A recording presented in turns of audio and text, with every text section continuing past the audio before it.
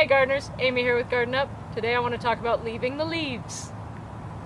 So there's a current trend going around talking about leaving the leaves. I'm quite sure you've seen all the memes and all the posts and all the articles and maybe even some videos talking about leaving the leaves. Well, why are we doing this and what for and how do you even do it, right? So I want to talk about all of those things in this video, so stay tuned to the end so you know the best ways, best practices for taking care of your garden and leaving the leaves. Here's some of the benefits of leaving the leaves and why we're doing it. Number one, leaving the leaves makes an excellent natural mulch. So it covers the ground, it keeps weeds down, it benefits the soil by breaking down and feeding the soil, but then it also replaces the nutrients that the trees that the leaves came from tended to get out of the soil in the first place. So the trees take up nutrients to make those leaves, and then it's a cycle in nature. The tree drops the leaves, the nutrients go back into the soil, and then the tree uses them again. Well, we humans in urban settings tend to remove the leaves every year, and the soils are getting more and more depleted underneath your tree, and then we're wondering why our trees get sick. So that's one reason. We have to either artificially fertilize, or you could just leave the leaves where they fall, and that naturally feeds the trees that they came from. So it really is just a cycle of life there that we keep messing with. And then the real reason that you'll hear this touted for all over the place is because of the benefit to pollinators. So a lot of pollinators overwinter in the leaves. Now, I'm not an expert on this. I am not an entomologist, and I don't know what pollinators use what tree leaves to overwinter in. But what I do know is that leaving the leaves on the ground creates a soft landing for those pollinators. And what that means is that there's a lot of caterpillars and other insects up in the trees that fall to the ground when they're getting ready to hibernate and pupate. And when they fall to the ground, if all they have to land on is concrete and compact lawn dirt, they don't really stand a chance of getting down into the ground to pupate and complete their life cycle. So what the leaves do is it gives them a soft place to land so they don't just die on impact. And also, if the leaves are over a flower bed that's probably not compacted, they have a better chance of being able to complete their life cycle.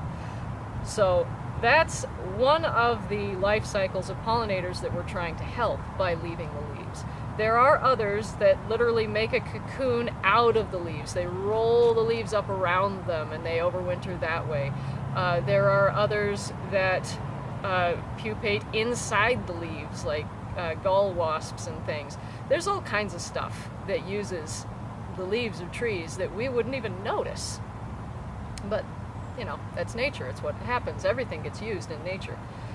So by leaving these leaves, you are creating habitat for a whole host of insects and overwintering critters that their life cycle relies on it. So that's one of the benefits to nature and to the ecosystem for leaving the leaves in your gardens. All right, so now, leaving the leaves on the lawn is a slightly different story. It still provides soft landing for pollinators and it would provide the habitat. The problem is, for the sake of your lawn, a lot of species of trees drop leaves that stick together when they're wet, and they make this impenetrable mat over the course of the winter.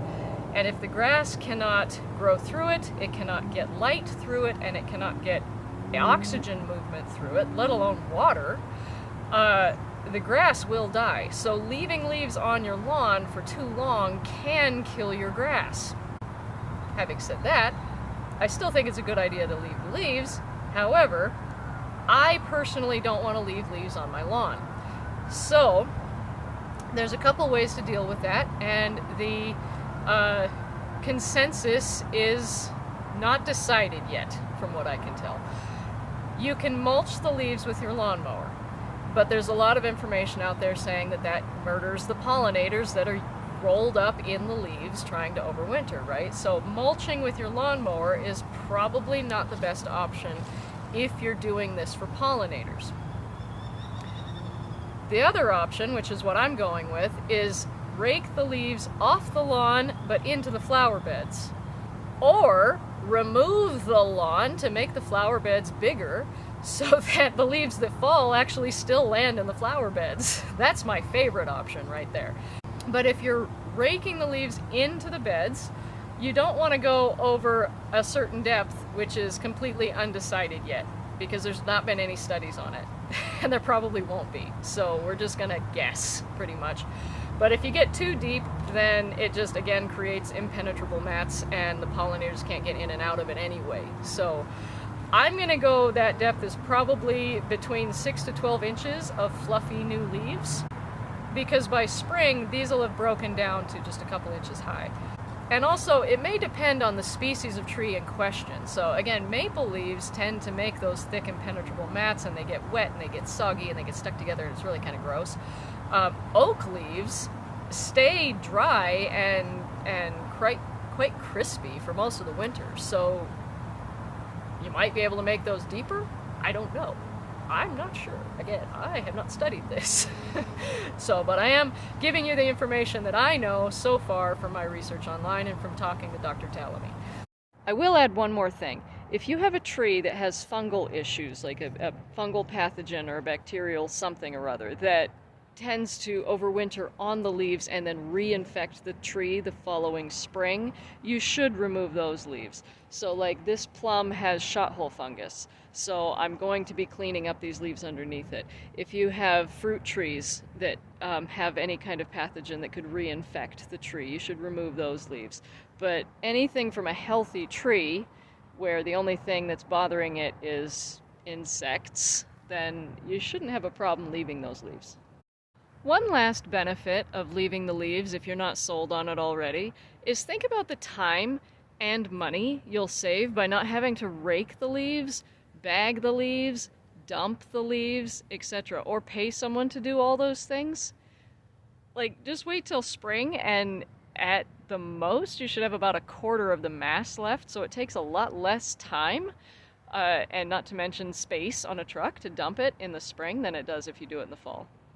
So how do we do this? How do we actually keep our yards clean and with our curb appeal and making our HOAs happy while still being good stewards of our land and taking care of nature? I have a few tips that I want to share with you today. The first one, rake your leaves into your beds, but only to a depth where you feel the pollinators can still get in and out and move freely through them. And the depth is completely open to interpretation at this point. Again, nobody's done studies on this, and there probably will not be studies anytime soon. So just do what you feel is best there. Once you've raked the leaves into the beds, and you've mowed your lawn for winter, and that's all ready, make what's called a conscious edge. And what I'm talking about is the edge of your flower bed. If it is tidy and it's a clean straight edge and it looks intentional, everything else, any other mess, will likely visually disappear because it looks like you did this on purpose.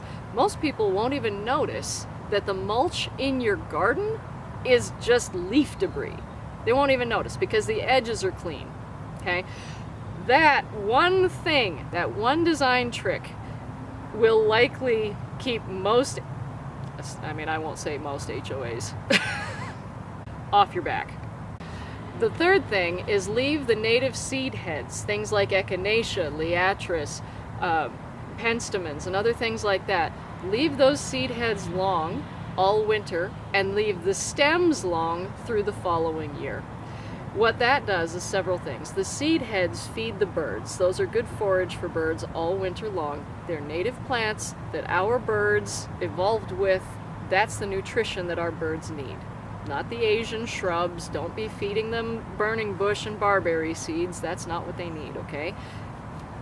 Echinaceas, liatris, penstemons, things like that. And then the following spring, you can cut the seed heads off to make your garden look tidy. I cut them down to about 12 to 16 inches or so, and that'll look like a nice tidy mound of sticks.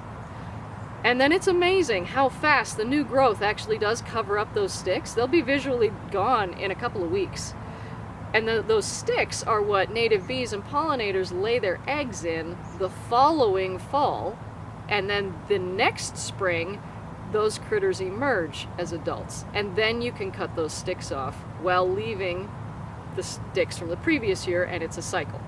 So while you're doing your fall cutbacks, but leaving the native plants long and the seed heads intact, do go ahead and still cut back your herbaceous non-native stuff. So things like peonies and hostas and daylilies. There's no reason to leave those things long. We don't have, that I know of, any insects that overwinter in those stems. So there's no reason to leave them. Go ahead and cut them back.